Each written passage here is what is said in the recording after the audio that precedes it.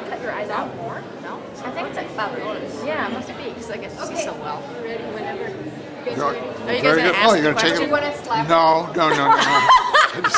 I might break it. So, how are our views of race different than our grandparents' views on race?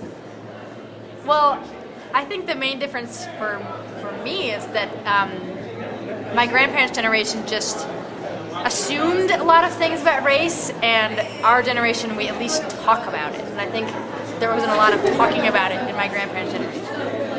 What about you? I think all I've really got is hearsay. I didn't know my grandparents, and I've mostly spent time with people my age or my parents' age, not usually people the generation above. I remember very distinctly my dad telling me that his mom did not discriminate on anything except for weight. Like, so it must have come up. Like, if he's got that in mind, either it just, or maybe it didn't come up at all, and that's why he doesn't think she was discriminating based on race. That could be it, but like, I know that like it's a huge thing that the people that I associate with at this point talk about all the time.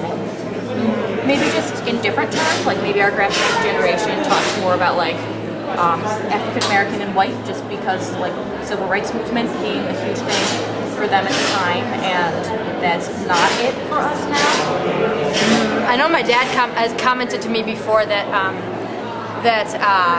our generation doesn't tend to tolerate racial jokes nearly so much as generations beforehand. It's just, that's not even funny. Like, don't say that. But we're very good at ignoring institutional racism.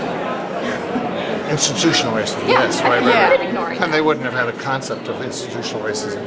I mean, my grandparents, I knew my grandparents in the 50s and 60s, and I think for one thing, they would have said that race was generally an issue about African American, or what they call then black, whereas where they did know some Native American folks, they would have not considered those relationships to be relationships about race or involving race. And basically, my grandparents wouldn't have known African American folks except maybe as a servant or two, but not as friends or direct connections.